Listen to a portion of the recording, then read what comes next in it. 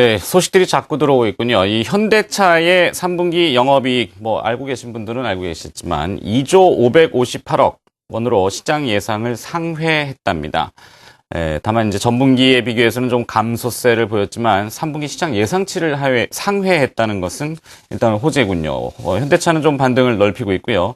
그다음에 외신 쪽에서 들어온 거는 일본이 통화 개입을 좀 한 것 같습니다. 현재 달러인 환율 80엔 상향 돌파하고 있고 80.05엔, 06엔 기록 중입니다. 엔원 환율은 7원 80전 하락한 1374원대로 가고 있군요. 우리 원화 환율도 1100원대 다시 또 건드리고 있습니다. 현재 2원 40전 하락한 1100원, 1101원 나오고 있군요. 니케이가 플러스로 반전하면서 코스피가 또 다시 플러스 쪽으로 올라오고 있습니다. 상승폭은 아직 좀 작습니다만 조금 변화가 생겨서 말씀 먼저 드렸습니다. 자, 이제 이번엔 6인의 마감 전략으로 가죠. 포트폴리오와 함께 마감 전략 확인해 보시겠습니다. 박동희 전문가의 포트폴리오입니다. 4종목이고요. 변화는 없습니다. 윤종빈 전문가의 포트폴리오 변화가 생겼습니다. CU 메디칼을 편입해서 제외한다고 밝히고 있네요. 소폭이지만 챙기겠다. 탄력이 좀 둔화되고 있어서 일단은 제외한답니다. 그럼 세 종목만 남게 되죠. 김남호 전문가의 포트폴리오 보시죠. 세 종목인데 변화는 없습니다. 마감 전략입니다. 박동희 전문가는 종목별 차별화 장세다. 종목별로 대응을 하자. 잘 대응을 해야죠. 윤종빈 SK증권 프렌치클럽 센터장입니다. 1900포인트 지지가 확인이 됐고 증시 상승은 지지는 됐지만 증시 상승은 제한적이다. 관망하자 이렇게 주셨군요. 김남우 전문가는 보유 종목 관리 역시 관망입니다. 윤종빈 전문가 한번 연결해 볼까요? 안녕하십니까? 네, 안녕하십니까? 네, 1900포인트는 지지가 확인됐고 근데 상승에는 제한적이고 이거 어떻게 해야 됩니까? 시장 에너지가 너무나도 부족하다라는 그런 느낌을 지울 수가 없는 그 상황인데요. 지금 특히 현물 쪽에서의 에너지 장에서 문제가 계속 생기고 있습니다. 아무래도 증시를 위쪽으로 끌고 올라가려면은 외국인 투자자들의 매수세가 현물 쪽에서 좀 강도 있게 진행이 돼야지 되는데 환율 문제까지 같이 결부가 되면서 이들 외국인의 매수 흐름이 계속 유입되지를 못하고요.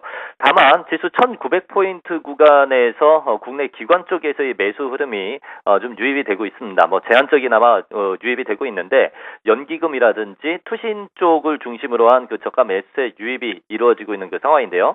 아무래도 향후 이제 경기에 대한 그 불확실성이라든지 기업 실적들에 대한 어떤 불확실성 이러한 부분들 때문에 이들 기관도 공격적인 매수 흐름을 진행을 시켜 나가지를 못하고 있습니다. 결국 지금 상황에서는 지수 1900포인트 구간에서의 지지력은 구축을 하되 위쪽으로 강하게 끌고 올라갈 수 있는 그 힘은 많이 부족하다라는 그런 생각을 가질 수밖에 없습니다.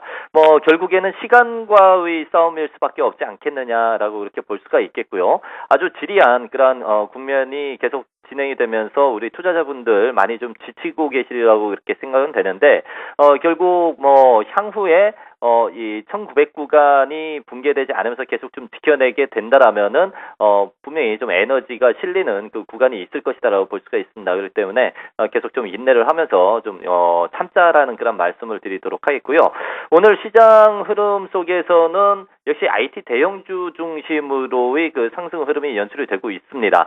삼성전자라든지 SK 하이닉스, 그리고 LG전자, LG 디스플레이, 여기에다 실적 발표한 삼성전기 쪽에서도 강도 있는 그 흐름이 연출이 되고 있는데, 다만 문제는 경기 민감주들의 하락세가 계속해서 진행이 되고 있다라는 점입니다. 그런데 우리나라 증시는 경기 민감주들이 시가총액상에서 차지하는 비중이 많다라는 그런 특징 때문에 이들 경기 민감주들의 하락세가 지속되는 구간에서는 지수가 힘을 받을 수가 없다라는 사실을 또 좀 생각을 가져봐야지 되겠죠. 하지만 좀 희망을 걸어볼 수 있는 부분, 이 현대차의 실적 발표가 나오면서 자동차 쪽에도 좀 매수 흐름이 유입이 되고 있는 그 상황이 있기 때문에 1900에서의 어떤 지지에 대한 신뢰도는 더욱더 좀 높아지고 있다라고 그렇게 볼 수가 있습니다.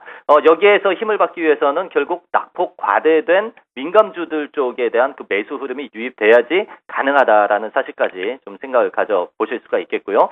뭐 증시에서의 전체적인 거래 규모가 좀 감소세를 나타내고 있습니다. 아직까지는 뭐 수급 구도가 좀 취약한 그 상황이다라는 점을 좀 반영을 시켜 나가고 있다라고 보시면 되겠고, 이 코스닥 시장에서 오늘 좀 균열 조짐이 보이고 있는 그 상황 좀 나타나고 있는데요. 개장 초반에서부터 외국인들의 매도세가 계속 이어지고 있습니다. 현재 418억의 그 매도 흐름인데, 그러면서 일중 기준으로는 좀 전강 후약성의 그런 모양새가 연출이 되고 있습니다.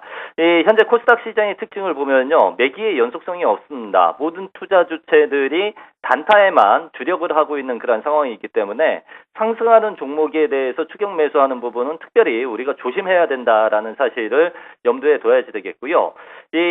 아무래도 현재 시장의 어떤 구도상에서 놓고 보면은 뭐 기존 테마주들 그리고 코스닥 시장을 이끌어 왔었던 종목군들 이쪽에서 매기가 많이 빠져나가고 있는 그런 모습을 볼 수가 있고, IT 부품주들의 실적이 지금 나오고 있는 그런 상황인데, 그 실적 발표를 빌미 삼아서 되려 차익 실현하는 그런 모습들도 많이 포착이 되고 있다라는 점입니다. 결국에는 코스닥의 코스닥의 소형주 장세가 좀 막바지 국면에 이르지 않았느냐라는 그런 어떤 가능성에 대해서도 우리가 한번 좀 점검을 해볼 필요가 있다라는 점이 되겠습니다. 그래서 코스닥 종목에 대한 비중은 좀 늘리기보다는 오히려 줄여나가는 쪽으로 그렇게 생각을 가져주실 필요가 있겠고요. 시장 전체적으로는 에너지가 실릴 때까지는 좀 관망을 견지를 하자라는 말씀까지 드리도록 하겠습니다. 잘 알겠습니다. SK 프렌치클럽의 윤종빈 센터장 마감 전략 들어봤고요. 한 분 더 연결해 보도록 하겠습니다. 앞서 조금 내용 가지고는 이해가 안 됐는데 종목별 차별화 장세, 종목별 대응을 하자라고 주신 와운의 박동기 전문가 연결돼 있습니다. 안녕하십니까? 네, 안녕하세요. 네, 차별화가 되는 건 알고 있고 종목별로 대응을 잘 하면 좋겠는데 어떤 종목을 어떻게 대응해야 되는 건가요? 네, 참 종목별 대응을 하기가 그렇게 쉽지만은 않은 장인 것 같습니다. 전반적으로 지금 투자 심리가 상당히 위축된 상태에서 어닝 시즌을 지금 맞고 있는 상태이기 때문에 지금 전반적인 시장의 분위기를 보면은 업종별 종목별 차별화 장세가 상당히 극심하게 지금 나타난다는 것이죠. 예를 들자면은 지금 지금 IT 쪽하고 자동차 관련주 쪽 종목들이 지금 최근에 지금 강세 흐름을 지금 보이고 있는 흐름인데요. 자, 이러한 분위기가 최근에 지금 어닝 시즌을 맞으면서 실적이 확인이 되었거나 또는 실적이 전반적으로 4분기 이후부터 양호해질 것이라는 이러한 종목들의 우선적으로 매수세가 몰리는 것을 좀 확인을 해볼 수가 있습니다. 자, 그렇기 때문에 일단 지수 흐름은 지금 1900선에서 지금 하방 경직선을 지금 보여주고 있는 그런 흐름이기 때문에 1차적으로 어닝 시즌 막바지 국면에 매수세가 들어오는 삼성전기라든지 하이닉스, LG전자 같은 주요 종목들은 1차적으로 1900선 초반에서 기관 매수세가 유입되는 걸로 봐서는 당분간 지금 추가 상승 흐름이 지금 나오지 않겠느냐 이렇게 지금 보여지고요. 자, 자동차주 같은 경우는 자동차주나 자동차 부품주 같은 경우는 지금 매수세가 지금 강하게 들어오고 있지만은 기관은 여전히 지금 매도 포지션을 지금 유지를 하고 있는 상태이기 때문에 제한적인 기술적 반등 수준으로 봐야 되지 않느냐 이렇게 보여집니다. 자, 업종별 종목별 차별화가 이렇게 극심하게 나오는 것은 조선이라든지 화학, 철강 같은 또 소위 옛날 중국 투자 관련주 쪽 종목들은 여전히 지금 시세가 지금 부진한 흐름이기 때문에 단기적으로 중기적인 관점에서는 지금 저점 매수를 지금 해야 되는 그런 자리라고 지금 보여지는데, 어쨌든 최근에 어닝 시즌의 투자 심리가 위축된 상황에서는 단기적인 관점에서는 추세적인 기술적인 흐름에 따라서 단기 움직임이 나타날 가능성이 높다 이렇게 생각이 되고요. 최근 들어서 제가 중소형주하고 코스닥에 좀 적극적으로 좀 대응을 하자는 얘기들을 지금 많이 드리고 있는 그런 상태인데, 중소형주와 코스닥의 흐름은 상대적으로 지금 시장 흐름이 부진한 상황에서 향후에 지금 성장 가능성이 높은 종목이거나 또는 어닝 시즌을 맞아서 실적이 확실하게 담보가 되어 있는 그런 종목들 같은 경우는 여전히 지금 추세도 살아있고 기관 수급도 좋기 때문에 예를 들자면은 실적 호준 코스닥 종목군 중에서는 휴대폰 부품주 쪽이 가장 지금 확실하지 않느냐 이렇게 지금 생각이 됩니다. 그래서 ELK라든지 Y솔, KH 바텍 같은 이러한 종목군들은 지금 여전히 지금 수급 그리고 실적 상당히 다 양호한 편이기 때문에 일단 주가 상승 흐름이 가능할 것으로 보여지고요. 성장성이 담보가 되어 있는 국순당이라든지 이러한 종목군들도 여전히 주가 상승 흐름이 나올 것으로 보여집니다. 그래서 최근에 전반적으로 투자 심리가 극심하게 지금 위축되어 있는 이런 상황이지만은 지금 자리에서도 결국 대형주는 대형주대로 조금 더 시간이 지금 걸리겠지만 저점을 잡아 나가는 1900 초반에서 그 과정으로 보여지고 코스닥의 성장주 같은 경우는 좀 적극적으로 좀 매수를 해서 향후에 연말 연초를 겨냥해서 코스닥에 대해서는 너무 최근 들어서 변동성이 커지고 있기 때문에 매매 대응하는 게 단기적으로는 쉽지는 않지만은 조금 중기적인 관점에서 중소형주 쪽 코스닥의 성장주는 좀 적극적으로 대응을 해보자 이렇게 지금 말씀을 드리겠습니다.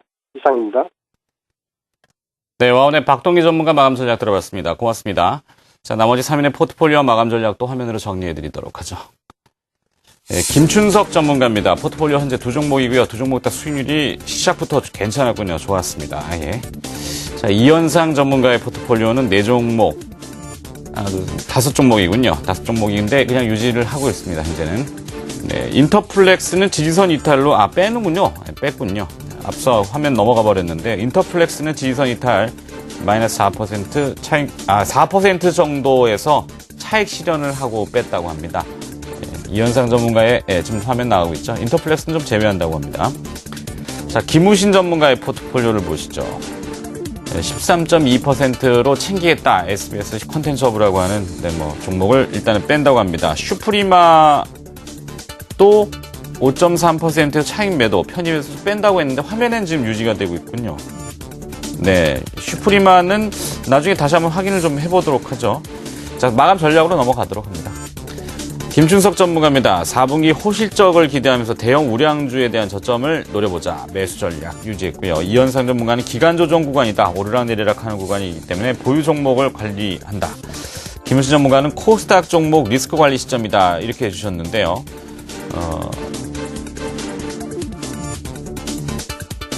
자, 리스크 관리. 참, 이 좀, 어감이 좀 그렇긴 합니다만, 코스닥이 좀 안 좋은가요? 이 김우신 부장을 긴급하게 한번 연결을 해보도록 하겠습니다. 안녕하십니까? 네, 안녕하십니까. 오랜만입니다. 김우신입니다. 네, 코스닥 종목 리스크 관리 시점이다. 리스크 좀 관리해야 될까요? 네, 저는. 그리고 참 앞서 그 포트폴리오예요. 슈프리마는 네. 제외가 되는 건가요? 네, 슈프리마는, 5.3% 차익 매도로 편입 제외하는 것이 맞습니다. 네, 그럼 저희 화면에 좀 잘못 나왔는데 일단 슈프리만 제외하시고, 그다음에 마감 전략 함께 또 부탁드려보죠. 네, 그렇게 하겠습니다. 지금 일단 포트폴리오 말씀이 나오셨으니까, 일단 우선 오늘 포트폴리오 나온 부분들 좀 정리를 좀 해드리면, 제가 슈프리마와 SBS 콘텐츠 오브 삼천리 자전거 쌍방울 이렇게 4종목의 어떤 그 개별 종목 위주로 포트폴리오를 좀 최소의 포트폴리오를 좀 꾸려왔었습니다.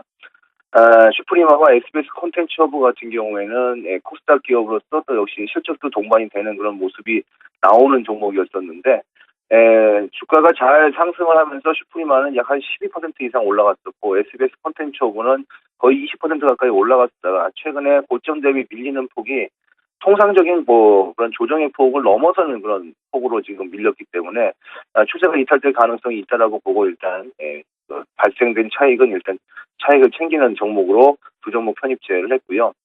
삼천리 자전거와 쌍방울은 여전히 실적 모멘텀이 있고 계절적인 성수기에 진입되는 그런 부분이라서 손절매 가격을 짧게 잡고서 대응을 하고 있는데 손절매 가격이 이탈하지 않기 때문에 일단은 보유해 나가는 그런 전략입니다.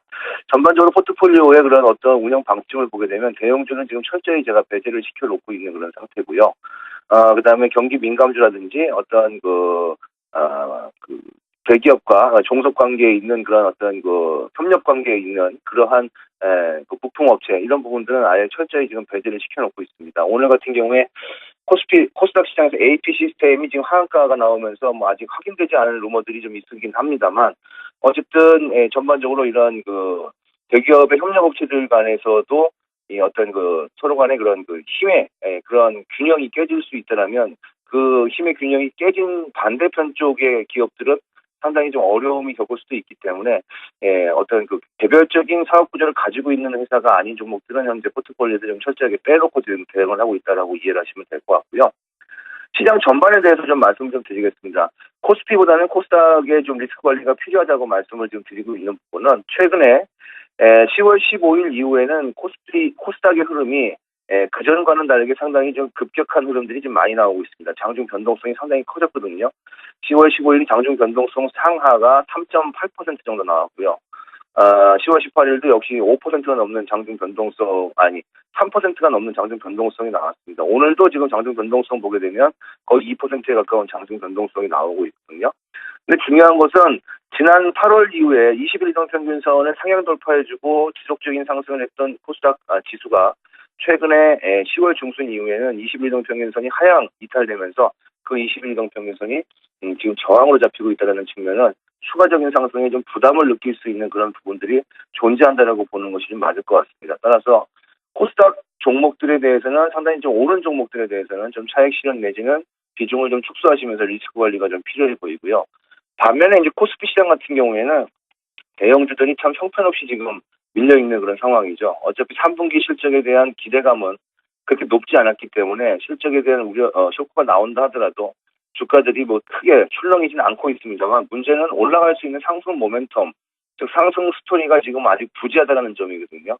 스토리가 부재하다면 수급이라도 살아야 되는데 수급 측면에서도 역시 기관 내국인 별로 우호적으로 보여지지 않기 때문에 추가적인 코스피 시장의 지수 하락은 뭐 그렇게 나오지 않을 것으로 보고 있습니다만 올라가기에는 조금 어려운 그런 구간이 아닌가 싶어서 일단 지금은 어떤 종목이나 업종을 사가지고 수익을 내려고 주력하는 것보다는 올랐던 종목들에 대해서, 즉 코스닥 종목들이죠. 올랐던 종목들에 대해서 일단 현금을 좀 챙기면서 향후에 시장의 추이가 어떻게 돌아가는지는 한 2, 3일 정도라도 최소한 하루라도 일단 좀 지켜보는 그런 전략이 필요하지 않겠는가 싶어서 오늘은 제가 포트폴리오에 있는 종목 중에 절반은 정리를 해서 좀 비워놨고요. 역시 전략도 코스닥 종목들에 대한 리스크 관리가 좀 필요해 보인다라고 제시를 좀 해드렸습니다. 네, 동양증권 김우신 부장의 마감 전략 들어봤습니다. 고맙습니다. 네, 감사합니다.